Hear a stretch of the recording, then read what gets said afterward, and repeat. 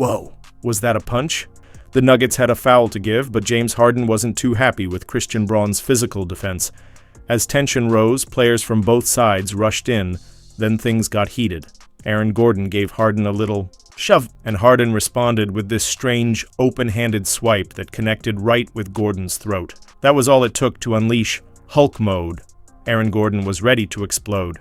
Harden clenched his fists, bracing for a throwdown.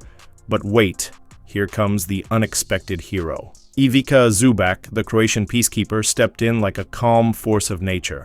He wrapped up Gordon and kept him from escalating further. Most importantly, he kept him in the game, and thank goodness he did, because what followed was an instant classic. This game was a chess match inside another chess match. Denver had to figure out how to contain the Clippers' deadly pick and roll, which had been slicing them apart in the first two games. In the second quarter, they tried to shake things up, throwing a surprise double team at Harden, but Harden, cool as ever, whipped a slick behind-the-back pass. A bit of overhelp from Gordon left Kawhi Leonard wide open for a clean look. On the other end, the Clippers had one goal: get Christian Braun off Harden. They set a screen to force a switch, but Braun fought through it like a warrior. Michael Porter Jr. slid into perfect help position, sagging off Chris Dunn, a non-shooter. But Harden? He saw it all before it happened. With Zubac sealing Porter, Harden floated an insane lob over the top for an easy dunk. That pass? Pure magic. He saw Zubac make the contact and knew immediately it would free up the lane. A window over the top, elite offense beating elite defense. The Clippers went deep into their playbook, using clever pre-screens to peel Christian Braun off Harden and force the Nuggets into mismatches. In one sequence, Harden got the switch onto a weaker defender, then dished it to Zubac in the pick and roll. Najee pushed Zubac all the way to the corner, creating what looked like a golden scoring chance, but Jokic's sheer size disrupted the passing angle. The ball slipped through Zubac's hands, giving Denver time to recover, collapse on him, and force an awkward, off-balance shot. But LA wasn't done tweaking their attack. They used that same pre-screen tactic to target Michael Porter Jr. This time, Norman Powell blew right by him, drawing help and setting up Kawhi Leonard in the corner. Splash, a huge three. Harden, meanwhile, had been hunting Jokic in the pick and roll all series long. On one play, the help defender sagged too low, along the baseline. So when Harden zipped a pass to Zubac, Zoo had plenty of room to find a cutter streaking out of the corner. Denver adjusted. To prevent those easy 4-on-3 situations, they changed their coverage. When Jokic briefly doubled Harden, the help defender was brought higher, cutting off the passing lane and forcing hesitation. Porter, meanwhile, was guarding Chris Dunn in the corner, a shooter Denver clearly wasn't worried about.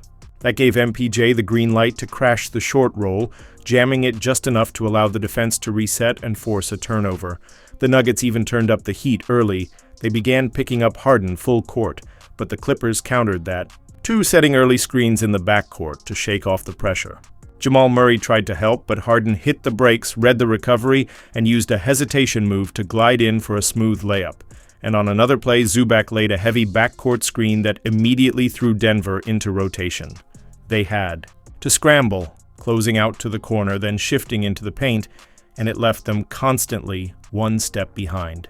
The Nuggets were scrambling and nearly paid for it. Gordon called for a peel switch to cover the shooter on the wing, but Murray didn't catch the signal in time. That freed up Kawhi Leonard for what looked like an open shot. But Denver dodged. A major bullet, the margin for error in this game? Razor thin. On the next possession, the Clippers anticipated a screen from MPJ for Jokic, so they switched early. Batum stepped up to deny the action. But Porter read it perfectly, slipping straight to the rim. Zubac had to rotate to cover, and that brief scramble gave Jokic exactly what he wanted: a mismatch in the post. Denver cleared out, and with Batum on him, Jokic went to work. Too big, too strong, too skilled.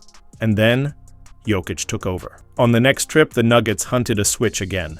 As Dunn shaded over to help, Peyton Watson smartly repositioned to the corner. Jokic noticed instantly, cut across Batum's face, and launched a running shot pass that made jaws drop. What? Start of the third. Same story, different highlight. The Clippers were still switching the action. Jokic got Harden on a switch at the free throw line, took one dribble, then pulled out a Dirk Nowitzki-style fadeaway. Pure touch, and just a minute later, he casually whipped a pass over Chris Dunn's head, right into MPJ's shooting pocket for a clutch catch-and-shoot three. Only a handful of players in NBA history could even attempt that pass, let alone deliver it that fast and that accurately, but he wasn't done. Seeing Harden sagging in to help again, Jokic used his height and vision to rifle the same bullet pass, this time through an even tighter window. Another absolute laser.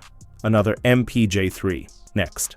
Tripped down the floor, the Nuggets went right into a smooth handoff action, and the pressure was only building. Jokic wasn't just dominant. He was doing it with flair. Coming off a screen for Jamal Murray, Jokic popped out wide. He had space for the jumper, but instead drove in and dropped a silky 15-foot floater. And just 2 minutes later, same move, same result. This time blowing by Ben Simmons off the catch and finishing off his right leg with that feather-soft touch. Oh, and yes, he was hitting threes too. Jokic went 3 of 6 from beyond the arc, including one ridiculous shot from the corner. He pump-faked, twisted into a moving three, and somehow buried it. That one broke the Clippers' defensive rhythm. So late in the third, LA tried something new. They kept switching the pick and roll but added a Kawhi Leonard double on the catch. That momentarily stunned Jokic. He had Watson open underneath, but hesitated. Leonard nearly picked it off, but then Jokic delivered a no-angle, no-look dime to Watson anyway. Even crazier, he stared directly at Gordon in the corner just to free Simmons out of position. Witchcraft. Since the double didn't work, the Clippers changed tactics again. Next up, trapped the ball handler, but that just left Jokic with a mismatch against Derrick Jones Jr.